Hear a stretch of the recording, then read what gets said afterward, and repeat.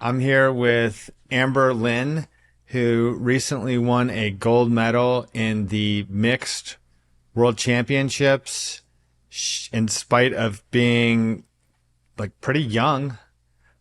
She was the 2015 Queen of Bridge, which we're starting to see why she got that because of all the work that she's doing uh, on behalf of young women like herself who are playing. Like you got a second Rona Cup team. This is not a very good introduction, but I am fired up to have you on here, Amber. Thank you so much for joining me. It's great to see you. Yeah, thanks so much for having me, John. Excited to be here. And yeah, talk about whatever your viewers are interested in.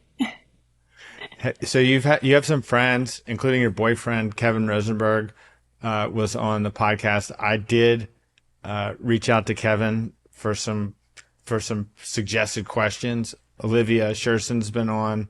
Did you speak to either of them about what to expect?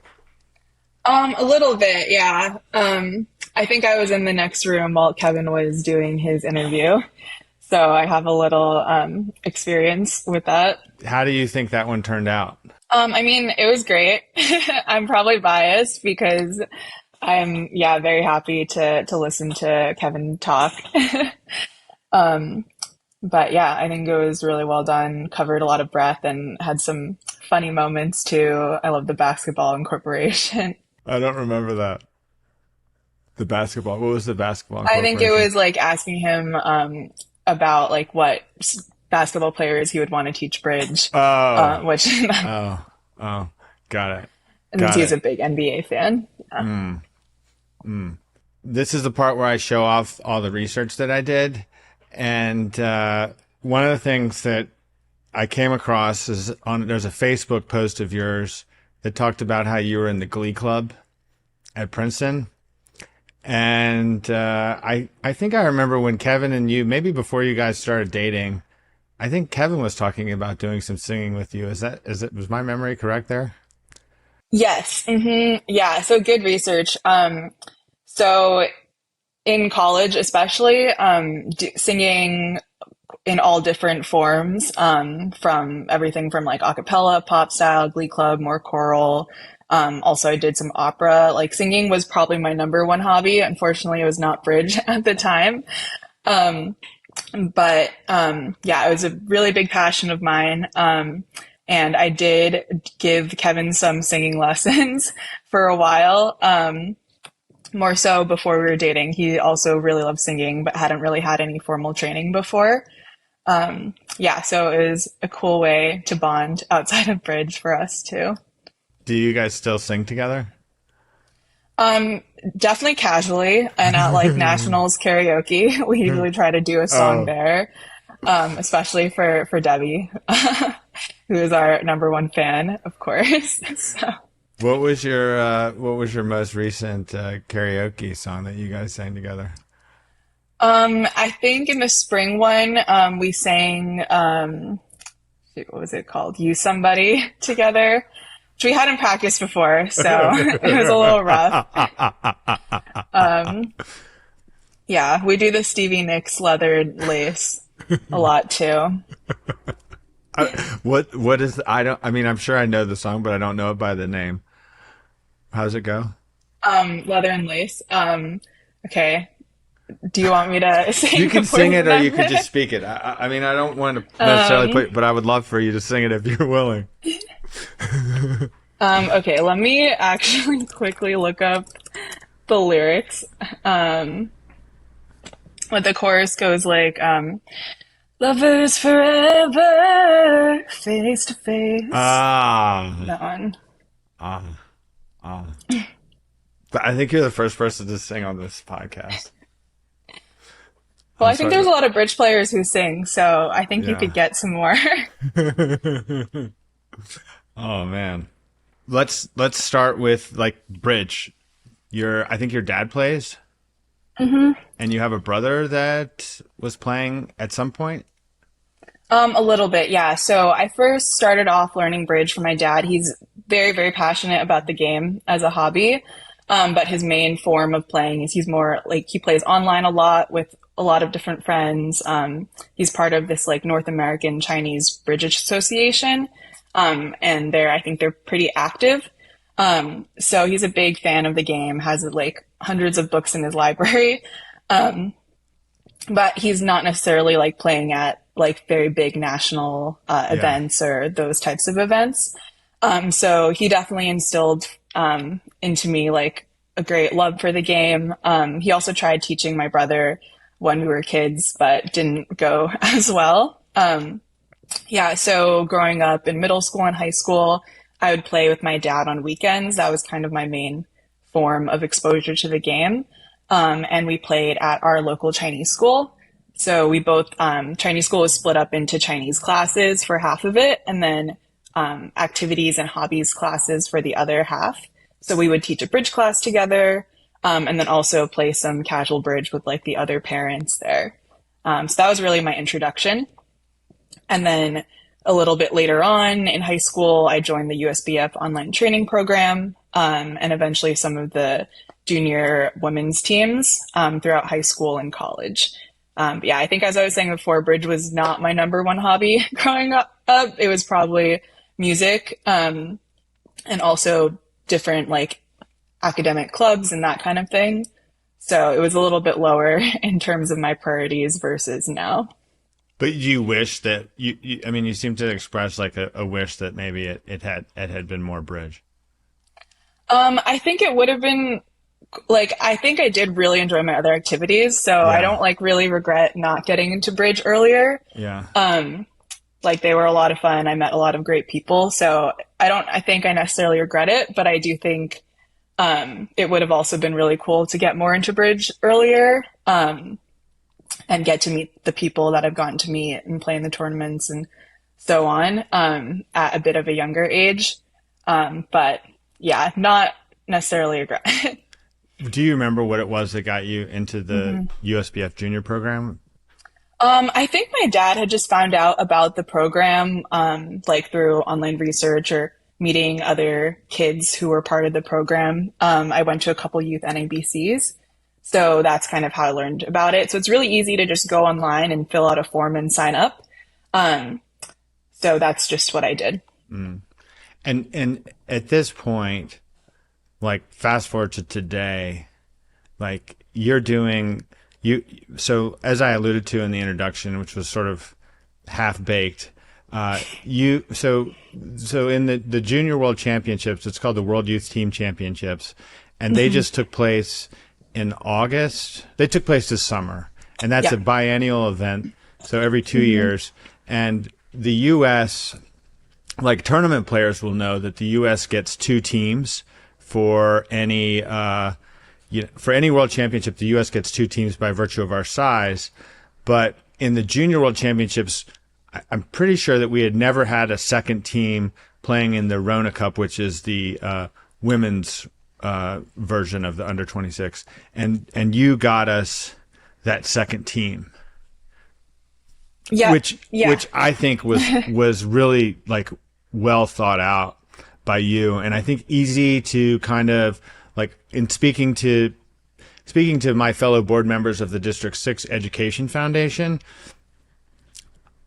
I felt like initially they didn't quite get like the importance of nurturing young women playing bridge, and you know, obviously you saw that from, you know, like from your own experience. So talk to me about that, like the decision to go for the second Rona Cup team. Yeah, thanks for the intro. And of course, it wasn't like just myself. I had a lot of support, I think from Alex Kolesnik especially, who was very for sending second teams in all the categories. But yeah, I can give some more background first. So the junior program does have limited funding. So sending a junior team to a world championships is definitely expensive. And they've obviously prioritized getting one team in each of the major categories first. And then for second team, they've prioritized having a second U26 and U21 open team, which I think makes a lot of sense, since these are the big categories open to everyone. But yeah, I think in addition to that, what I was especially inspired by was seeing in the US trials how many Rona teams there were competing, and a lot of them at, it seemed like, pretty similar levels to the winning Rona team. So it definitely felt like we would have at least a comparable, be able to send a comparable team to the championship. So I think that was kind of the minimum requirement to doing this. And then after that, looking for sources of funding. So as I got to learn more about the ACBL Educational Foundation and learning about how they were able to help fund some teams last year going to the transnationals tournament, it seemed like more likely that we'd have the different puzzle pieces of being able to fundraise and have the right players to send. So that was more kind of the practical, I think, reasons why it made a lot of sense to do this year. I think at a broader level, I am really passionate about having junior women's events and promoting as many junior women as possible to go to these events, primarily because I think that when learning bridge, especially, we're teaching like kids, high school students, college students. It's really important to have a space where people like feel comfortable and have fun, and can feel like they can learn in a comfortable environment where they're not getting judged and that kind of thing. And I think in a perfect world, like if all of bridge classes and tournaments were 50-50 already, it wouldn't be as much of an issue. But going into like a bridge class or a tournament that is like 80% male dominated, becomes a much less attractive space for a young player to try to learn and get into the game. And I think that's why there are like chess camps for girls specifically, and STEM camps for girls as well, and computer science camps and so on. And I think it's also applies to bridge. So I kind of see right now like these women's events as being able to provide that safe space and more fun, appealing space a little bit too for younger women to get into bridge and learn. And then to get, once they like feel like they are ready to compete at like the open levels, or if they already feel that way, they should be competing in the open levels too. I think this year we had a record number of women in all the open categories. I think it was a record that we had a woman in every open category, and then also a record number of them. And yeah, I think especially if you're starting younger, there's less of a gender gap. But for those starting in college, it's kind of, the gap has kind of already been formed by then. I mean, I just interviewed Katie Sullivan, who I know that you and Kevin have been. She's told me that she's doing board reviews, or you guys are giving her homework, I think is how she phrased it. Yeah. But I mean, she sent me a text message. So Katie was on this USA2 team that you helped put together. And she sent me a text message at the end of the tournament that I read in the conversation I did with her. And she is just so fired up for bridge. I mean, so like in the experience, I know Katie pretty well because she's at UVA, which is here in Charlottesville with me. And like, absolutely, that was a home run for her, you know.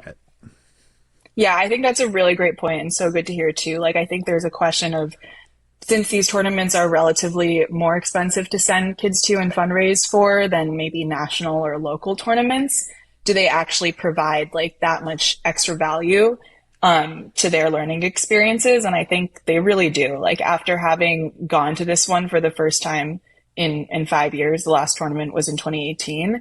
I had personally like even forgotten how cool these tournaments are, like bringing together kids from all over the world to join in on this game they all love playing. Just being in that environment, it's like a very memorable, once in a lifetime kind of experience to send them to.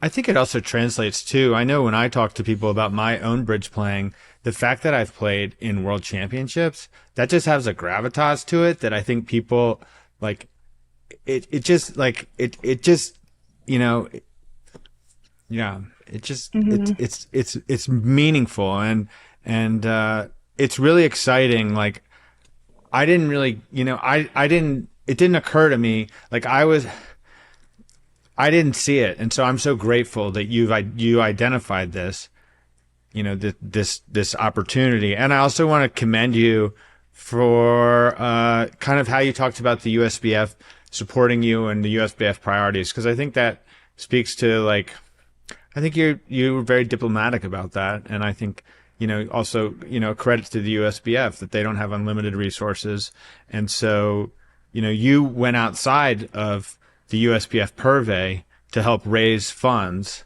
for these young women to participate. And I just got a great follow-up email from you about all that, including thank yous and really kind of going into more detail. The young women ended up winning the Consolation B final border match, which is an incredible result. And so like, I love too that, there's the follow-up, and I wonder if I can maybe this shouldn't be part of the interview, but I wonder if can I send that to like our District 6 Education Foundation board? Because, yeah, for sure. That would be yeah? great. Okay. Because we supported Katie going as you reconciled in the report. Yeah, no, it was really great to see support from a few different districts, individual donors, in addition to the ACBL Educational Foundation. And yeah, I think supporting local players is a really great way for districts to also, I think, helps with their own publicity, getting players to come to their own district events, as well as helping out the players. When you brought it up, who did you approach with the idea? Was it Alex that you suggested it to? Yes. I first talked to Alex. I think Alex already had the idea of sending multiple second teams. And then I worked with him to actually iron out the logistics of how we would do it. Kevin told me that so you're starting this. It's called the U26 Women's Intensive Program, and that's something that's kind of targeting the next Junior Worlds, which is in 2 years, as you mentioned. He said that the nickname for it is Kumon. I don't know if I might be saying that incorrectly. Yeah, so would love to talk more about this. So this kind of relates to Katie mentioning that we were assigning her homework. So basically the idea is we want to help, like, especially these young women first, develop, their next level of bridge ability. And a lot of them are interested in competing in the 2025 championship. So we have this like clear goal, I think short-term goal to work on. So the idea of the program is essentially like, I'm creating the program that I wish I had been taught bridge. And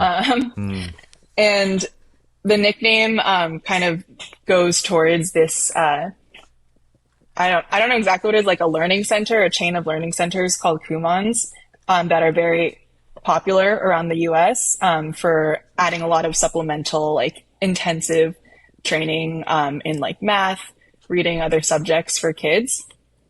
And so the bridge version of this, maybe for context, should describe like what a normal USBF junior training program looks like. Okay. So what we do is we have groups of 4 to 8 work with a mentor every week. And they'll usually just do some online bridge play, 8 to 14 hands, something like that, and then discuss them with mentors. So this is really great, but it's pretty much like a 2 to 3 hour per week commitment and dedication to bridge. And a lot of the kids have expressed more interest. We have a lot of kids who are doing this twice a week, and then also doing a lot of their own like online tournaments, that kind of thing outside. So the idea for the intensive program is to take that as foundation, but expand it, and really like enable a much faster, hopefully improvement and development in bridge because of that. So it takes a group training, it adds on a partnership coaching every week, as well as the homework. So self-assignments, an emphasis on playing in a club, hopefully ideally every week, doing some live practice as well as online practice, and creating kind of like how, like a map as to if you wanted to spend like 20 hours a week on bridge to really improve, like what should you do during those 20 hours to get better as quickly as possible. And it is very tailored towards like juniors. And like I think structured, and a lot of them are college students. They're used to this kind of like lesson plus self-practice format. So putting this in a format that they're kind of used to and familiar with doing, I think was part of the idea. And then the actual lessons and coaching, I think one big thing that Kevin and I have been developing this program together is that we feel like there's some like areas of bridge that aren't really emphasized as much in traditional training. So this carries over across like both the actual like technical aspects of bridge and also more like intangibles. So we are doing like bidding, declare, and defense, but adding in lessons on non-technical plays, practical plays, that kind of thing. And then also in terms of like intangibles, like thinking about when you go to tournaments, what helps you perform your best? Do you tend to go on tilt? Are you a good partner? How can you be more supportive to your teammates? Talking about that mental aspect of the game and also social and teamwork aspect, I think isn't necessarily emphasized in traditional training. So we want to make sure that people feel supported and can learn about all aspects of trying to do well. Actually, I'm playing in the local club game with Katie tomorrow, and we played. Yes, amazing. We played last Friday. We actually won. We won. Congratulations! Wow. We had a 69. After 2 rounds, we had 91%. I thought we had a chance at 80, but we couldn't. Yes. Yeah. But yeah, so you're already part of the program.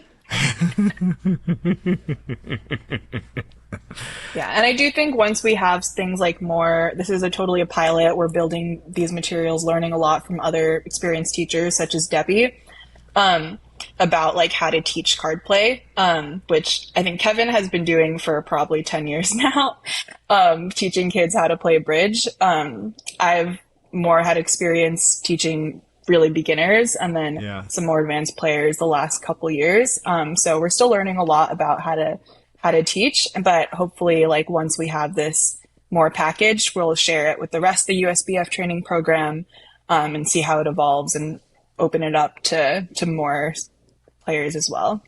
And Debbie, just for those that don't know, is Debbie Rosenberg, who's Kevin's mother and was also your teammate in the mixed world championships.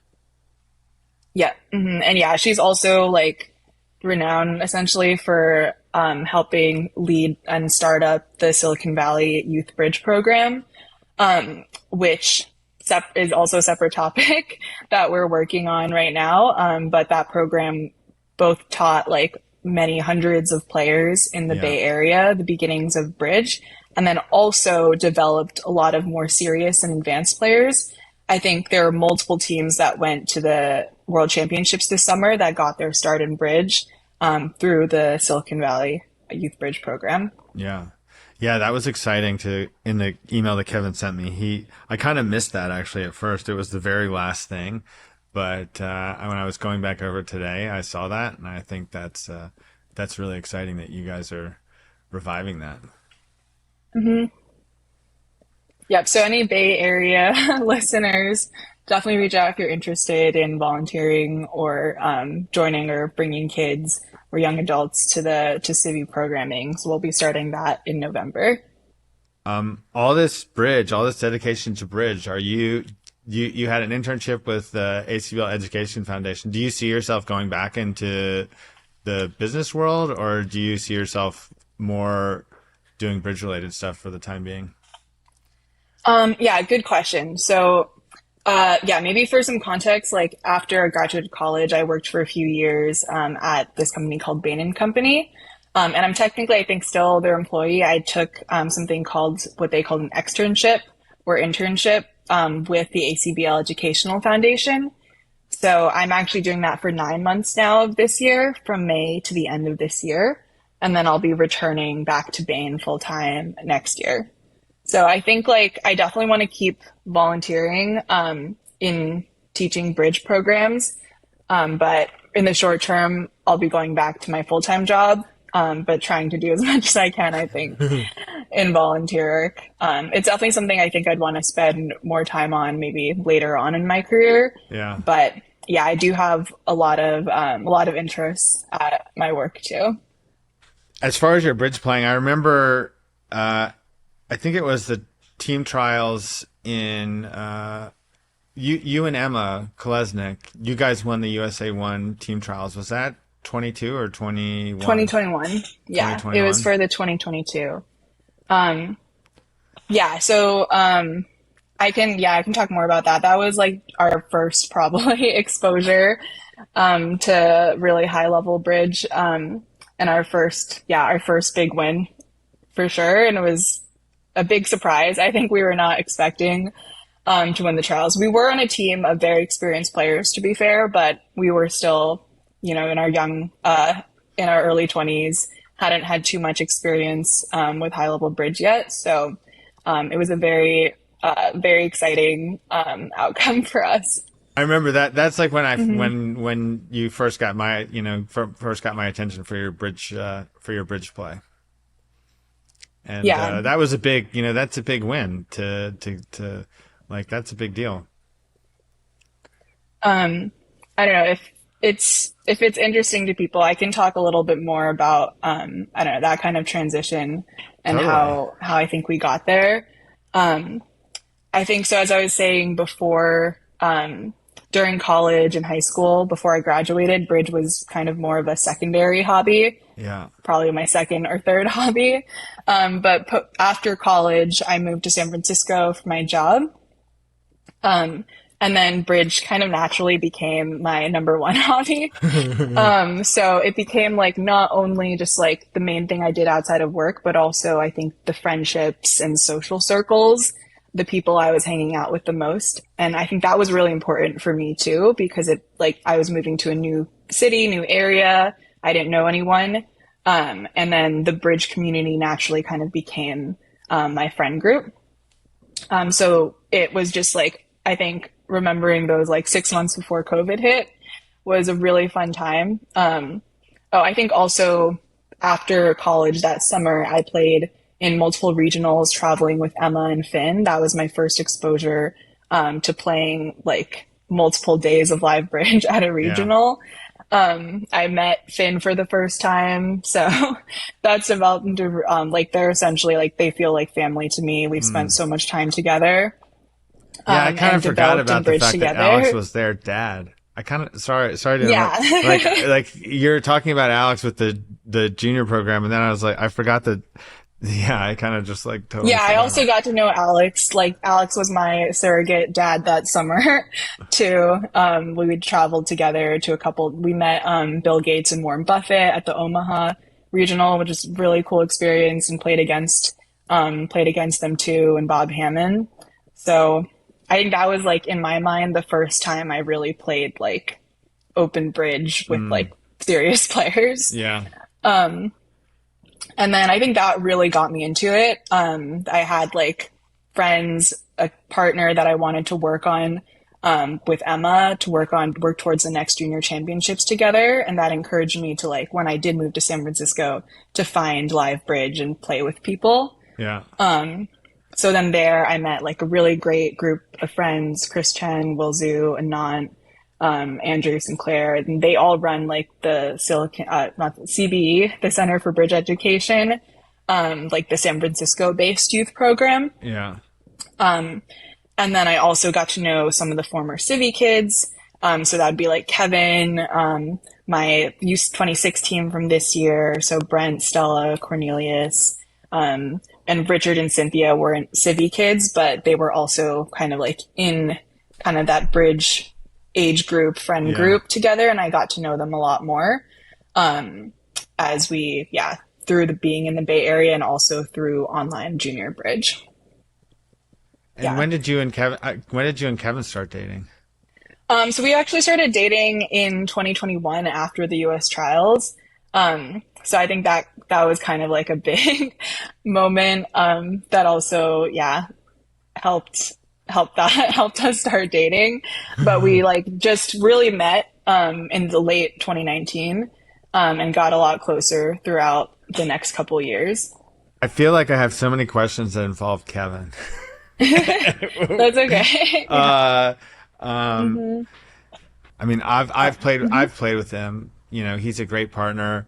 I played against him in the trials, the U.S. team trials this year, and I come from a athletic background, so I've been playing sports my whole life, and I just kind of have I think I'm just kind of my tendency is to dislike my opponents, and Kevin was my screen mate for maybe the second. I don't remember which set, but honestly, he's so sweet and nice that I couldn't bring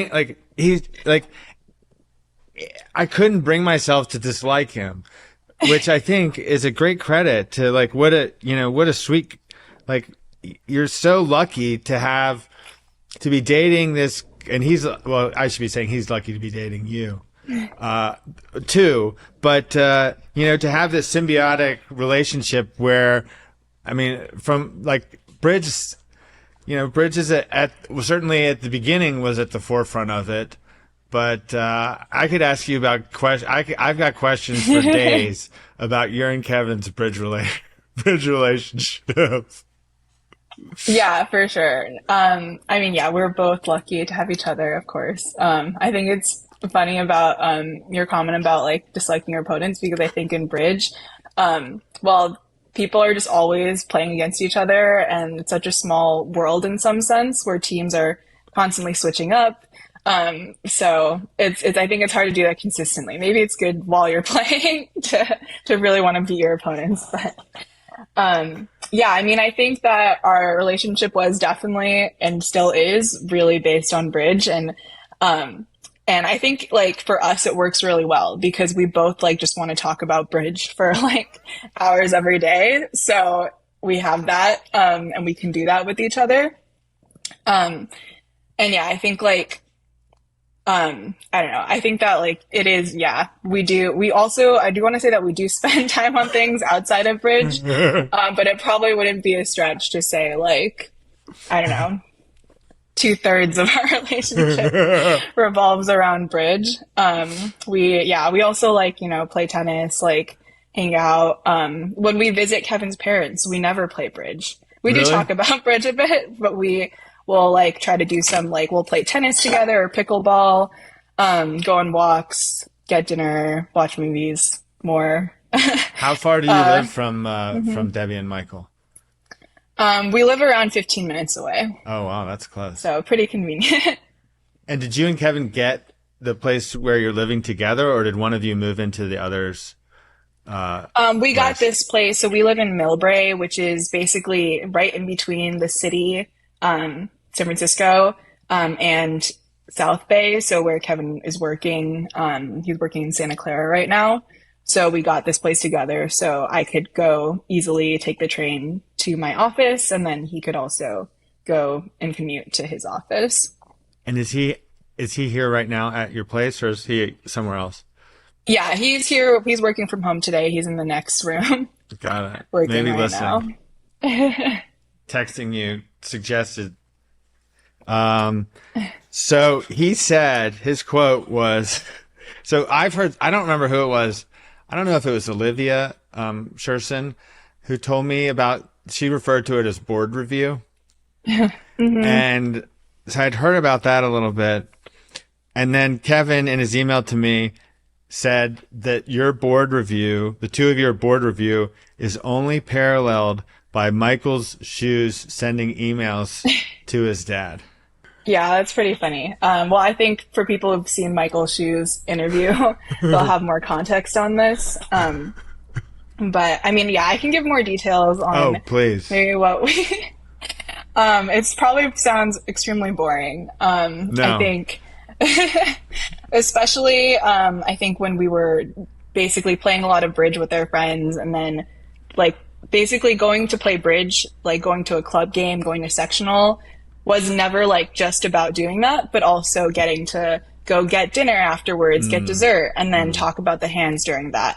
Right. And I think a lot of bridge players can relate to this. Like, Sure. it's not just about being at the table, but the social experience afterwards. And I think like I really like, I don't know, I think I really like organizing things, having notes on things, spreadsheets, that kind of Really? thing. So, which works great for my job. But when it comes to bridge, I think the norm is just kind of like talk about it then and then, you know, move on from that. Yeah. But for me, I would like to make a Google Doc pretty much on every single day of bridge we played. Oh my gosh. Whether it was like 2 hours of training or a sectional or a club game, and I would take notes on everything. Wow. So I think that was kind of like the the basis of a lot of the board review. And yeah, not necessarily that I go back and look at these. Like we joke that, okay, when we write a bridge book, this is going to be good material for that. Yeah. It was helpful, especially throughout COVID when we played a lot of online. We could easily share these notes with our friends and teammates and partners. So I feel like that maybe is part of it, taking like writing down the board name, writing down bidding comments, writing down play comments and every single thing. I think we do that a lot less now, mainly just for online trainings. But I think that was kind of the start. Part of it was also working on system notes together. So Kevin was kind of like an informal or even formal, actually, I think partnership coach for me and Emma for a while. And we developed like the first version of our system notes together. And working through, like, in a lot of my note taking would be like, okay, adding comments to the system notes, where are there gaps, where they're not. But yeah, I think that maybe describes the basis of it. Pretty much what you would expect, I think, when you hear board review, but a lot of documentation, and very in depth. I think like our brand of talking about hands is like, we will go down to the detail of like, which spot card should you have played to like, you know, more likely hide this position? How could you best like trick the opponents into making a mistake here? Like we would definitely go like card by card if we had the time to do it. And yeah, I think that translates into our mentorship and teaching style too. And I think that's what people have told us too, that like, kind of it's slower for sure, like we do not get through nearly as many boards, and maybe we'll definitely go into details that are less practically helpful, but I think it really helps with like the understanding of the game and like seeing cool things about the game and going through like alternate lines, or like, oh, if we actually flip these two cards, there's a really cool squeeze that could have happened. Like going through the hypotheticals levels within reviewing the boards. So Olivia Schersten gave me this double dummy problem where you can make like there's a finesse on, and you can make I think it's 7 hearts. But she gave it to, you weren't involved with that?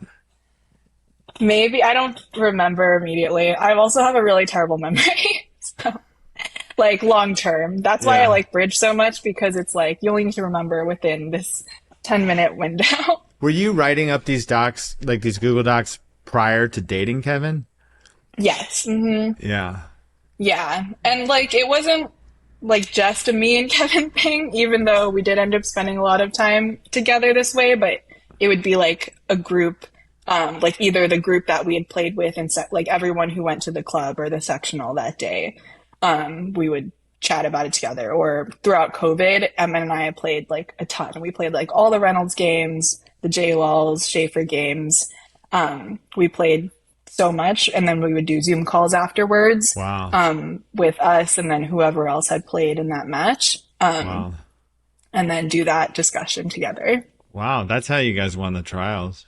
Yeah, I think it was a lot of time and effort put in for sure. Yeah, like I don't think, like, I don't know. I think that bridge requires, you know, some level of talent. Yeah. And I think some people are definitely much more naturally talented. But for me, I think a lot of my bridge development has really come from just analyzing, talking about boards a lot, and also like breaking a lot of old habits. Like I don't think I learned necessarily um, the expert standard way of learning bridge. Yeah. So there was a lot to unlearn too. But it was also just really fun. I think I want to emphasize that. Like it wasn't like feeling Yeah. like we were doing schoolwork or anything Yeah. because Yeah. we were Yeah. with Yeah. our friends. Yeah. I mean, that's why like I'm so curious too, is, like that's the thing about bridge. It's such a rich tapestry for learning. Hmm. And your boyfriend is a great bridge player. His parents are great bridge players. I mean, you're really at the epicenter of bridge, and they also have, they're generous with their feedback, and so I think that's a really exciting place to be, if you love bridge. And I'm not saying that that's the only thing, but like I mean, the system notes that I play with my partners are like a copy of something that Kevin shared with me that his mom made, and that's like the basis for the system that I play. So, I mean, Michael was the head of the USBF junior program for several years and really did an amazing job with that. So, I mean, so many people are influenced by Hmm. Yeah, I by totally agreed. I think it's really incredible how much and how experienced and how good they are, the Rosenbergs, at teaching, and also how much effort they've put into Youth Bridge. I mean, I think Bridge in general is something that is really a mentorship heavy kind of game. yeah, And there's so many people out there who are like really devoting and dedicating a lot of time to mentoring others. And I think part of it is that like you were mentored by a lot of people when everyone kind of had their mentors growing up. It's really hard to just like learn bridge on your own or just through reading books. Even though I learned from Dan Corbell that I think he said that he read 200 bridge books or something in high school, and oh my that gosh, helped him learn wow, a lot. But I think most people are not that studious and learn from mentorship. And I think also like definitely I've been super lucky to learn a lot from the Rosenbergs. And also like many other mentors. I did want to like give a shout out to a lot of the other mentors I've had recently, if that's okay. you want to name some So names? Yeah, yeah, absolutely, go ahead. yeah. I mean, maybe something interesting for people would be like what I think like a lot of different mentors have. I feel like I've learned from them. Um, I mean, yeah, I think from the Rosenbergs, like amazingly solid like technical foundations for sure, and a lot of just like what expert standard is. And yeah, just honestly like probably everything from them. And then in addition to that, like I've been really lucky to work with a lot of top players, especially in the past couple of years. So like this year I worked a lot with Chris Lincoln as a partner. And I think like he's renowned as like a bidding expert systems person. And like I did learn like, some really interesting things about bidding gadgets that are, but I think even more so from him, I've learned a lot in terms of like how to think about like expected value decisions, how to save your mental energy at tournaments, like where to prioritize your thinking time and energy, and where to less do that, like where it matters less. And I think Yeah, that's really like changed how I think about bridge and even teaching bridge. And just like how to think about like a tournament and winning the tournament mentality, versus like I think the Rosenberg style is very like philosophical sometimes, and thinking about like bridge as an academic matter, even including academically, like practically like what you should do versus. But yeah, so I think that's been really really helpful. I also got to play with Shan a couple times last year. I think obviously a super talented player, great guy. I think like he was just an incredible partner and supportive teammate. And I think seeing like his dynamic with his teams was also really, really inspiring. And yeah, I got to play with Palma one time. I think He was great too. We joke now like that Palma's rule we've made up. I don't think I've actually told him this was to double check your hand evaluation if you have an ace jack 10 or a similar holding. Because I remember one of the things he told me was he thinks that this is one of the most underrated holdings in all of bridge. So things like that are really cool to just like see how different people think about bridge. Yeah. And then obviously through the USBF training program, so many mentors have like dedicated so much time to teaching juniors. And yeah, I'm really sad to be kind of aging out of this program a bit now. Like our partnership coach was Roger Lee. Yeah. He was so great with the U21 team this year as MPC. And then as a partnership coach, he had a really like, I think, helpful philosophical style, a lot of like discussion. It felt kind of like Socratic in a ways. Like imagining different, more through the bidding, but thinking about like different worlds in terms of like how this bidding or how this hand could have played out. Yeah. And we had Dan Corbell as our NPC, more of a hands-on mentor. We had Jeff Hansen as our like weekly online junior training mentor. I think he really helped a very conservative team get more comfortable with like competitive bidding and preempting, and just that was really great. So these are some pretty heavy hitting like yeah, like wow. You got some I great guess it's mentors. like the point is more there's just like so many people who are really devoted, I think, and willing to volunteer their time to teach young players and maybe all players. There's more infinite names. I think like I also want to shout out to like Kent. Kent was my first Rona NPC on the U26 women's team. Kent I think, and obviously incredible person too. But he's like really the first. He taught me. I still remember he taught me non-serious 3-no trump. Among many, many other basic conventions that I hadn't learned yet. And I spent as much time as possible as I could with him during my first U26 women's experience. And just felt like, he was so happy to teach us and be there for us. And also work out all the team drama, which unfortunately there's always a lot of with junior teams, but. Who was your partner in the juniors this past time? This summer I played with Cynthia. Cynthia. Mm-hmm. Oh, okay, right. That's Roger's girlfriend. Okay. Yeah. Sorry. So, I didn't actually get to play with her, but in my mind, I still played with her because she couldn't actually come to the tournament last minute due to a visa issue. But we had trained together consistently and we're going to keep playing, together whenever we can. We're also like best friends. So it's a really great experience playing with her too. And I think she's, a super talented young player too. And then what actually happened on my team was that I ended up rotating. We played 5-handed with every other player. Wow. Which unfortunately I also had a lot of experience doing.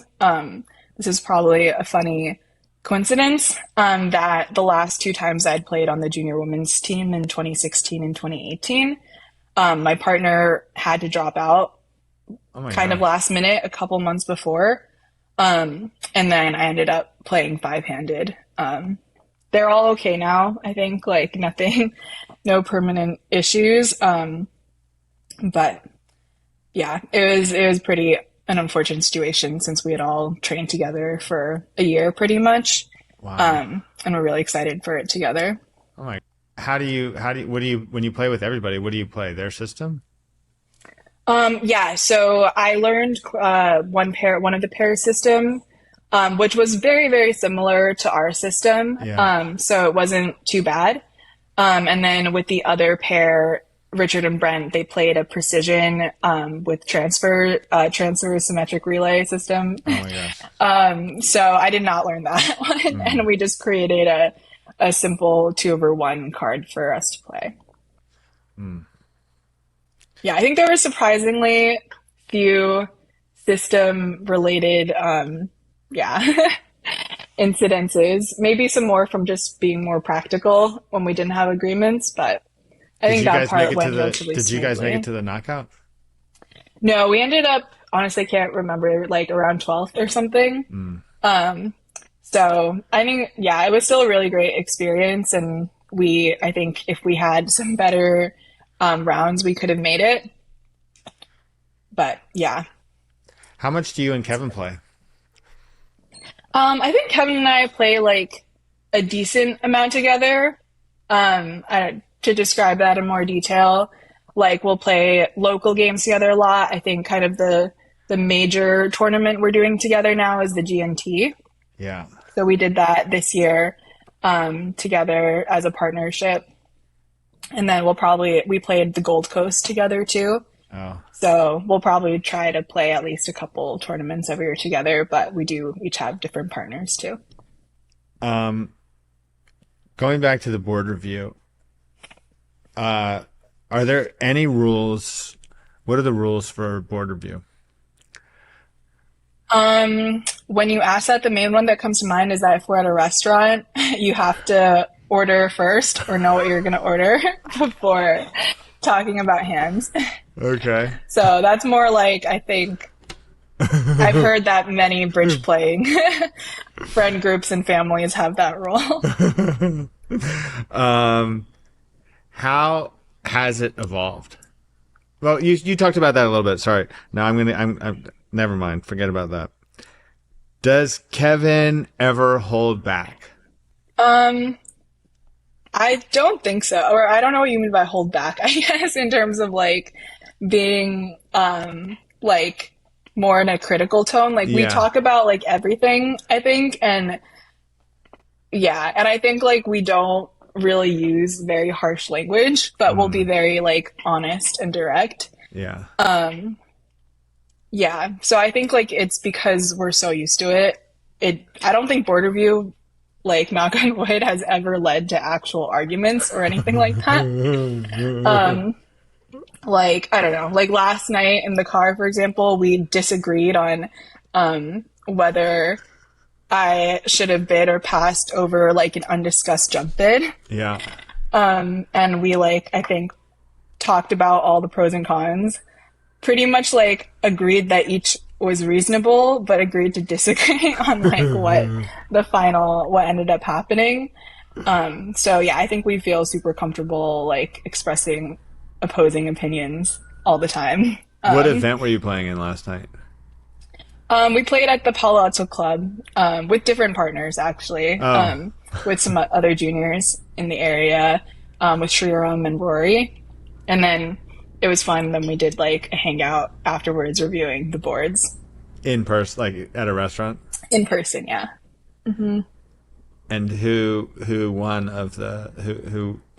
Well, neither of us won, but yeah, Kevin and Shriram did a bit better than me and Rory. Oh, wow. We did give them like 2 tops, I think, in the last round, so that probably helped. Was this who won the game? I cannot remember their names, sorry. But it is easily Googleable information. What bridge club I are we can talking send you. about here? The Palo Alto Bridge Club. Palo Alto Bridge Club. Was Will Watson the director? Not for this one. He directs some other games there, Yeah. but I think Paul Davis helped cover actually. And so, do you guys play on Wednesday nights in that game a lot of the time? I think we play some like I don't know, maybe I probably play like once in a while. Kevin's played a lot more. He's actually gotten 2 of his co-workers from his corporate bridge club to start going pretty wow. regularly, and they play in the 0 to 20 section. And we saw them last night. Just like I think a huge success for a corporate bridge club. Sure. That just yeah, so we go somewhat regularly, I think, like every couple weeks or so. And what time was the game over? It's like a 7 to 9:30, 10. And so you 7 to went 10 out. pretty much. Did you go to a restaurant afterwards? Yeah, we went to Jack in the Box from like 10 to 12. Not many options late at night in California. Fast food. I guess the reason I asked about the rules and like with Katie, for example, we played last week. We still haven't gone over the board. She's been busy and I think wasn't feeling well. But I guess I wonder, I mean, it's not the same, but I just wonder, yeah, like I guess I only have so much time to go over the boards with her. And so I Yeah. wonder, where to focus.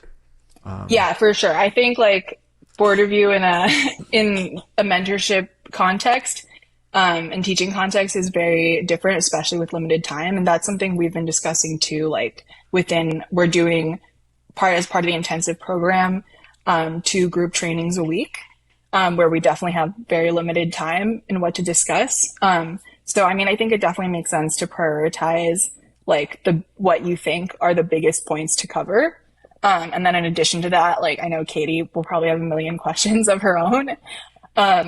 So we actually, even at the session yesterday, had to be like, okay, some of these questions we're going to answer offline or in email because they're not as like important in terms of, high EV decision making. So bringing back that, Chris Right. Lincoln language there. Right.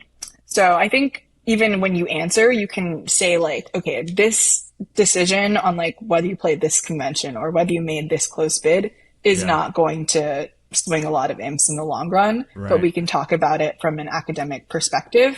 But these are the decisions that will, and let's focus on those first. I think so that's one way. And another way to look at it is like, where can you bring in, I think, like broader themes that are really important? Yeah. So even if the singular hand, it was too hard to really think about like, okay, what was the optimal declare play line or defensive line? Yeah. But instead relating it to broader themes like knocking out the side suit before drawing trumps sometimes. Or if it was like, I don't know, a crosser hand or like we're trying to draw declares trumps, that kind of thing. So always Yeah. bringing those themes back versus Yeah. like getting focused on the exact right play on a specific hand, I think is more beneficial. What about when one of you, I'm talking about you and Kevin, when one of you has a blind spot? Like how does that? And I'm thinking probably more you than Kevin. Sorry, but I don't want to. I don't want to. Like when you have a blind spot on a hand and he points it out to you, like how does that go? I think fine. Yeah. Yeah. I'll be like, oh yeah, I missed that spot or something.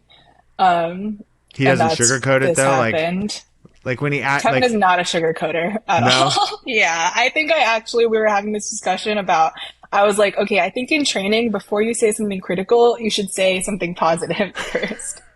So like start with like, okay, like a lot of what you just said was very logical and it could apply in lots of situations. However, in this situation, let's think about this instead. And Kevin's just like, kind of doesn't address what we asked them to talk about and then just goes straight into like, okay, what tricks are you looking for to set this contract? Yeah, so that's something we're going to work on for mentorship purposes. But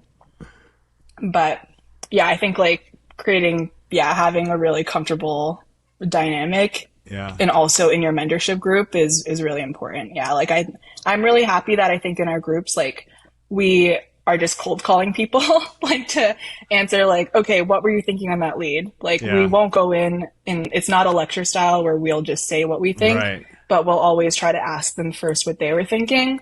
And it can be so scary. Like I think if I was in that setting when I was in the training program in high school, I would have been so scared. But I hope that like by having this small group of players who already kind of know each other pretty well too, they feel more comfortable, and we're trying to like definitely call on people evenly too, depending on what comes up. So I think that like is the best way to push people to help develop people, if you actually feel comfortable talking about what you were thinking, and then that's how you can adjust and insert new themes and ideas in there. What about when you see Kevin make a mistake? I'll definitely call it out for sure. But I mean, Do you yeah, relish it? he'll know.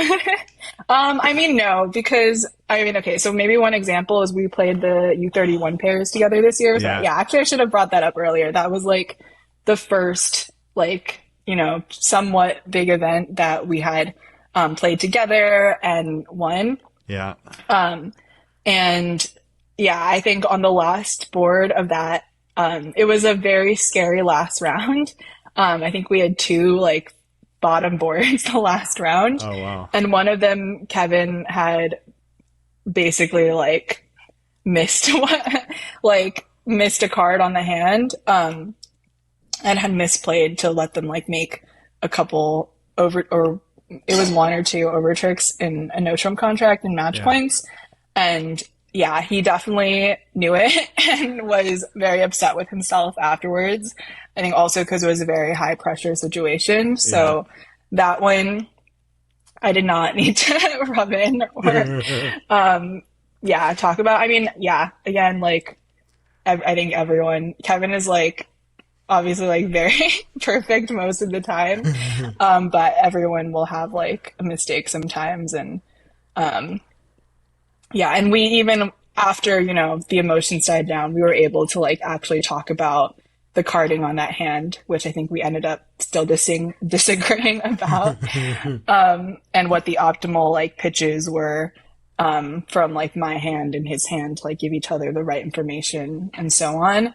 Um, so yeah, I don't know if that helps answer your question, but How much time do you think you guys spend on a deal? Like, let's say there's a deal with a lot of interest. How much time do you think you spend on it? as much as we want to.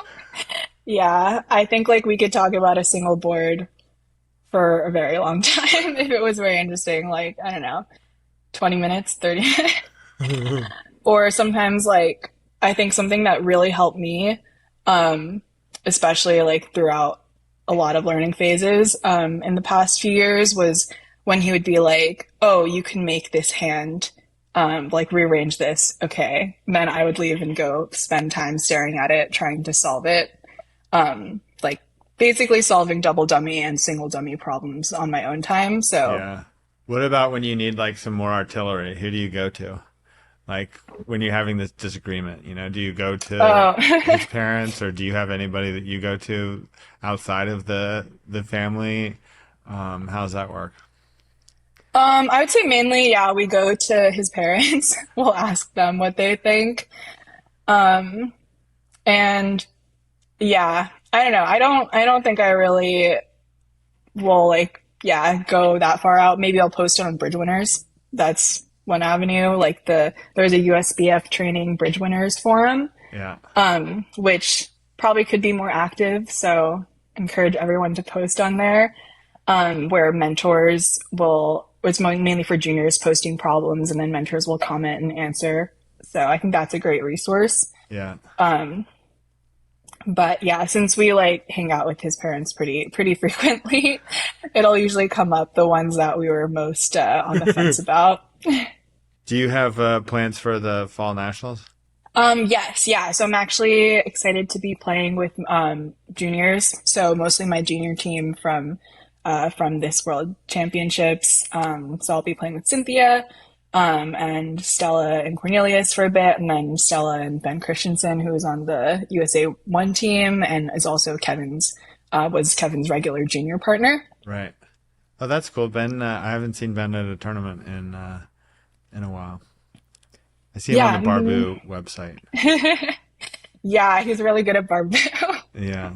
Yeah. I played at midnight with Ben as my partner a long time ago. I think it was in Las Vegas. So that was probably 2015. Yeah, I think I've actually known Ben for way longer than I've known Kevin, even though they were partners. Somehow, yeah, Ben was like more sociable in a way than Kevin. And we got to, yeah, I hung out with him a bit in like the different junior tournaments and youth NABCs.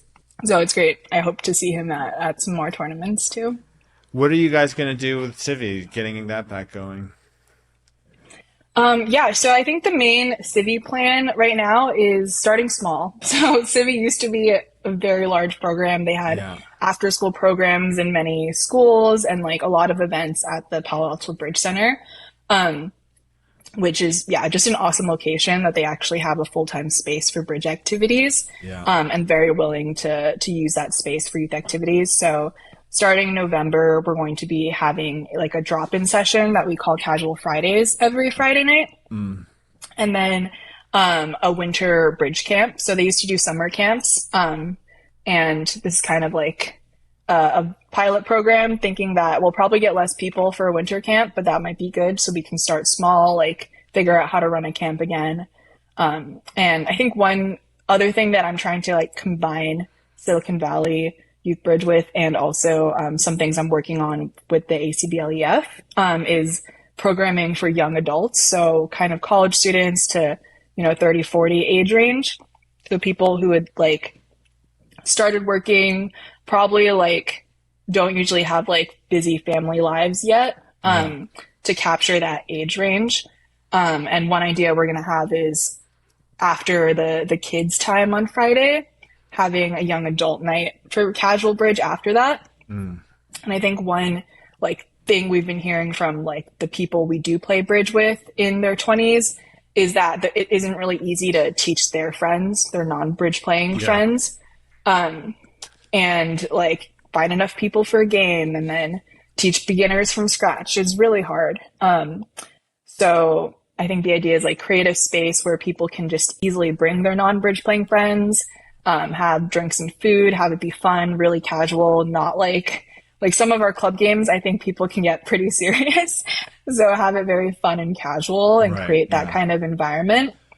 And then hopefully this can also help be a model that we can start doing in other cities and areas as well. And I think the growth of the collegiate program, even like post-COVID, recovering post-COVID, that I think Stephanie Threlkin has done a great job with in the ACBL, has been building and recruiting so many new bridge players, like Katie's program too. Like she's teaching so many people at UVA. Yeah. But then how can we like keep them continuing with bridge after they graduate? Like what are the similar avenues for that? I think you probably need to be getting some consideration for ACBL volunteer of the year. I don't know how that works. I'm gonna have to look into that. Or I think that, nomination. yeah, most of what I'm saying right now are still like ideas and planning, and we have not done anything yet. So we should talk again after after we see how many people we actually get at these programs. So Katie is in this intensive, and Katie Sullivan's in this intensive program. Yep. So Katie Sullivan, and four pairs total right now, are in the intensive program. Yeah, kind of limited by Kevin and I's bandwidth right now. Yeah. But yeah, it's great. Like, I think like I mean, what motivated us to do this in the first place was seeing how motivated, a lot of the players were. And Katie's like a great example of that. Super inquisitive, willing to dedicate a lot of time, and hard work to improving at bridge. So. Can you give me a quick Katie story from the intensive program? You got anything? Got anything? I don't know if there's anything fun to talk about, but we've done a few partnership coaching sessions with her partner Caroline. I don't know. Yeah, I'm How not do you sure there's structure anything. those? How do you structure those? Yeah. So, oh yeah, and I know you were also helping partnership coach, so really appreciate that. So I think that like, I don't know, for more broader context too, I'm trying to think about the partnership coaching sessions in conjunction with the overall training program, and having like a plan essentially laid out for what topics we want to cover throughout the rest of the year. And then, yeah, then cover those topics. So the way we're doing it right now is I think focusing the next 2 months on like doing a bidding overview essentially of like building their full system, at like probably a high level, and then covering any gaps within that at a high level. So running everything from like your opening style, one minor, one major, like competitive auctions, constructive auctions, and sectioning that out into each of the weekly sessions. So we would do that coverage for an hour and then do free like bidding tables to work on bidding judgment and just kind of have fun with random hands for the next hour. And I think after that like crash course in system, November, December, the plan will be to focus on defense. So dealing with the carding, doing some different exercises. Haven't fully thought out that part yet. Yeah. But I think like part of the idea is that I think like people tend to learn very piecemeal right now. Like the way it's taught is we play, you know, these random hands that come up and then we talk about whatever like comes up in these hands. And there's a lot of repeated themes. Like people will eventually like learn everything through this method. But I think for me, like going back to like the way I wish I'd been taught bridge is that I kind of want like this encyclopedia of reference of like what is like expert standard on everything, and in card play, like what are all the like what is the full conceptual toolkit of declare and defensive plays that I should at least be aware of, and then those are categorized from like you know more basic to advanced, and at least giving them all the awareness and understanding of all these plays. While then combining that with like more fun, casual group training, or not casual, but more random hands, and then showing how all these themes can be then applied to a random hand. So yeah, sorry, that goes going back to the full partnership method. It's kind of a similar thing, like filling in all the bidding gaps, making sure they understand at like some level like the basics of like slam bidding or like what are all the tools and conventions that you'll see. I think something that I felt like scared or uncomfortable with was when I would play people at a table, and they would be talking about something I'd like never heard of before. Like I remember when I first played against someone who did odd even discards or like Laventhal, I was Yeah. like, what is that? I'm like so confused. So at least giving people like that exposure so they feel like they've heard of things before, even if they don't need to add it to their own system or own carding or Yeah. agreements. Yeah, I think that's one thing that Migri taught me was like, she taught me to always ask people what their agreements are. Yeah, very good advice. Yeah. I think sometimes when I think about bridge, like I think it's fair to say that we're both pretty into it.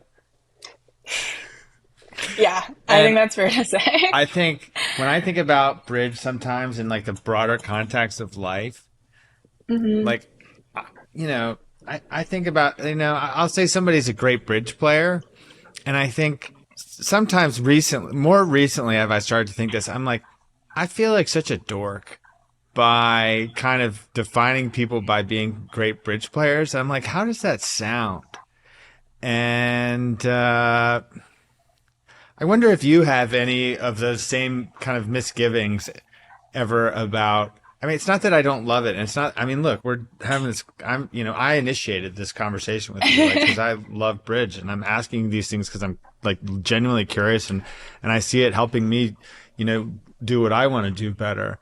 But like, how do you think about bridge, your relationship to bridge in the broader context of life? Yeah.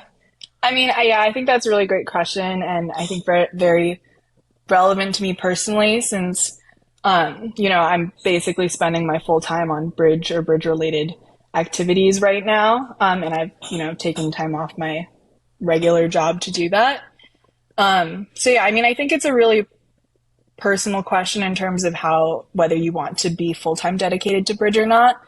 And I think like I'm so happy that there are so many people who are full time dedicated because like in order for this game to survive, we need that. And I think it brings like so much joy and community and so many good things to so many people throughout the world. So I mean, I think it is, yeah. So in that context, like maybe less so in terms like thinking about people in terms of like, oh, they're a really great bridge player or they're a really great person who plays bridge, is like okay in that sense, I think. I think for me personally, I also do have a lot of interests outside of bridge that I am really passionate about. So I studied like civil environmental engineering in college, and even in high school. Throughout that time period, I found myself like just being really passionate about environmental and energy work and the climate crisis. So I feel like I kind of knew that's what I wanted to spend a lot of time on from an early age. And then I really have enjoyed a lot of the work I've done at Bain in this area throughout the past few years. So that's why I do want to go back and like do a full-time job that's centered around that. Yeah. But bridge has also, of course, been a huge part of my life and like very, very positive. So I think, yeah, I'm still trying to figure out what balance, I Yeah. personally want to have between the two, Yeah. but I think it's more of like a personal thing of how I'm super interested in these other topics. I guess what I'm relating is that like sometimes I'll say somebody, oh, they're a great bridge player, I'll say that about somebody, and I'll think like how much that means to me, like, and how much I admire that about them, and then I think about other niche. I would say bridge is a fairly niche Yeah. activity, and I think about other niche activities where someone's probably really good, but I can't, or they are really good, but I can't like I don't have access to like appreciate how good they are because I don't even really understand the basics of the game. And when I say that, I just notice like when I say, they're a great bridge player, and even even like the noun player to me is like it's a little bit goofy, I think.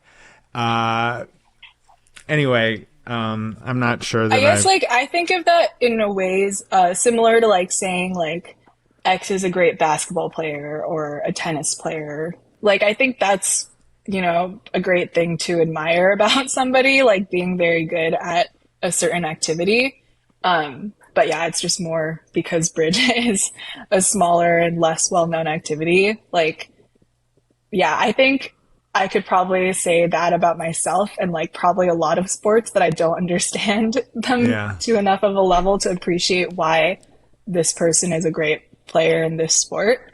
Um, but I think that's, yeah, it's still good to admire someone for their ability, hard work, and achievements and activity. I guess with sports, I think it's like, and I'm from sports, like that's my life. And so I think of sports as being easier to appreciate with the naked eye. And so with bridge, it's just, I mean, obviously it's an amazing game, but it's so, just to even like crack the surface to someone is so like, it's just so hard to do. And, Yeah, that's a really hard issue that I think that as people with shared interest in making this game, I don't know, survive or continue to be played in future generations, like that's something that we want to try to figure out. I think like common topic, I think in bridge discussions has been like, okay, how has chess gotten so popular, like with Twitch streaming and like Queen's Gambit and all these things? Why can't we do the same for bridge? And I'm sure that's a very complicated reason to talk about, but yeah, I think like the accessibility and getting more is a big barrier to getting more people into the game. like I don't like teaching beginners. Like I don't enjoy it. Like you say, that you have a lot of experience doing that. Like I just yeah, I mean, if you know how to play bridge, like Yeah, I'm it's really so hard. fired up. Yeah. But beginners, it's just like It's yeah. it's really hard.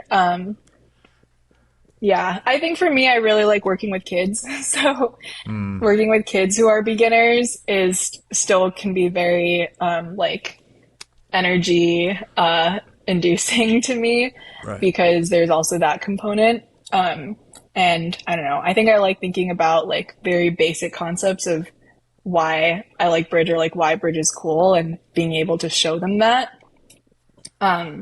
is is a great foundation, like versus getting to the weeds of like, okay, what do all these bids mean? Or I don't know, like Kevin has been, I think, really great at teaching beginners. Like his corporate club, very much people completely brand new to bridge.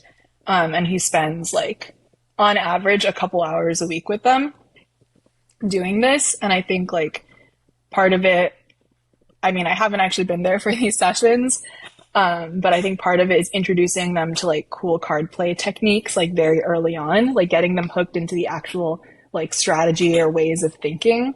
And then a lot, like they end up just taking on their own, like they just started like reading bridge winners and reading, lots of maybe like some sources that aren't as helpful, but sources on like learning the bidding basics and going through some beginner. I think there's really great sources online for doing beginners courses. So I think maybe like the future of teaching beginners is kind of a combination of like some face-to-face time, but also getting them to spend their own time using these different programs online to ramp up. And then I think like once you get to a certain level, it's a lot more effective to learn in person and from people. When you play tennis with Kevin, do you guys play singles? Yes, pretty much. Unless there's, yeah. I mean, we're happy to play doubles with people, but it's just more effort to coordinate. And do you guys keep score? Sometimes, yeah. So, I mean, for context, like I am pretty much a beginner new tennis player, and Kevin has had a lot more experience. Well, his experience was his JV tennis team in high school, but still a lot more relatively experienced. So, Yeah. I mean, I think he's pretty much been kind of teaching me. And like we mainly do it for good exercise too. Yeah. I mean, have you been like a full-time intern there or? Yep. So I've pretty much been a full-time intern outside of all the bridge tournaments, Yeah. which has been a lot throughout the period, but I'm pretty much full-time for the rest of the year. And yeah, I mean, I think I'd never heard of the Educational Foundation before I started working with them. Yeah. And I learned about it. Honestly, I'm not sure. I think I learned about it through the funding for the Transnationals program and talking to them about funding the Rona team. And then really liked the experiences I had working with like Kristen and Robert and Michael Berkowitz. And then so then I asked them about like whether they'd be interested in trying to put together an internship program for me to do. And yeah, I mean, I think maybe I should just explain what it is, or maybe you should do that as a member of the board for your viewers. Yeah, I'm a board member of the ACBL Educational Foundation. Broadly speaking, our goal is to support initiatives that are growing the game of bridge. I would say, yeah, and I'm sure that knowing Robert, you said you were interested in interning, that he probably said yes in about half a second. He was like, "What can we do?" Yeah, absolutely. I'm sure it was a very enthusiastic. Yep. Yeah, I think it's like basically a really, really awesome organization run by people who are really passionate about like keeping this game alive and teaching new people, and supporting, more intermediate players and advanced players as well. So I think my official title or something is like a young adult program intern. So that's mainly been my focus, but also has kind of spread into, working on other youth programs, collegiate programs. And also like my main focus for earlier this year was helping Tracy run the charity auction. And I know she was also on this podcast talking a bit more about that. So fundraising for Junior Bridge is a big part of it. And then the other part, I think I spoke a little bit with Civi, but working on like thinking about program design for the young adult demographic.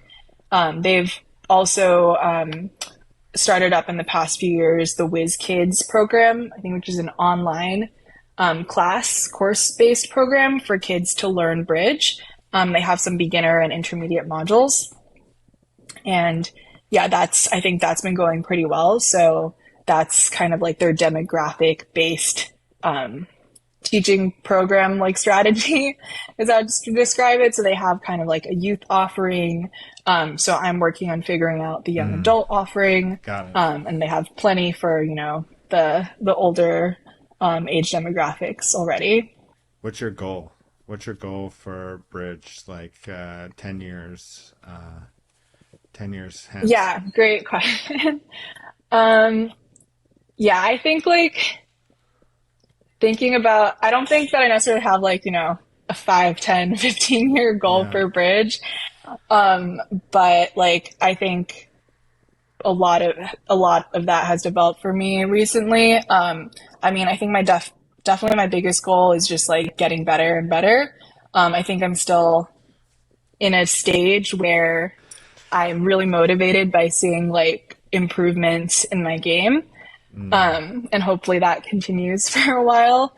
And I think like longer term, I'm definitely like willing to put in, I think, the effort and the hard work to try to get to whatever the highest levels are. Like, I think my dream goal would be like winning some type of big event like a Bermuda Bowl or Rosenbloom with an all female team. Mm, And I think like we're going to need a lot more female bridge players to make that happen. So I'm basically working on that love that. from all angles. Well, it's great to connect with you, Amber, and it was really fun to just really dig deeper into all that you're doing because I have so much admiration for that, and I think we're so lucky as a bridge player. I'm so grateful that that you love the game and to be able to share your story with our listeners. Hopefully, will I think people will be inspired, and I love that. I love that goal. I was wondering if you were going to say with Kevin, but I like the all female. Yeah, maybe I can do one with Kevin too. I'll see if he makes the cut. Yeah. But yeah, thank you so much for having me. Also, really admire everything you do for Bridge. Yeah, running podcasts, like supporting Youth Bridge, it's all, and through the district, through the ACBL Educational Foundation. It's been, yeah, very, very inspiring too.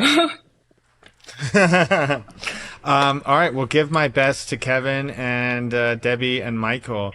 And sorry that you won't be in Ventura. I thought I got excited thinking about the possibility of maybe playing with you guys there. So anyway, I'll be in touch when this is. I'm going to stop recording. Yeah, maybe next time.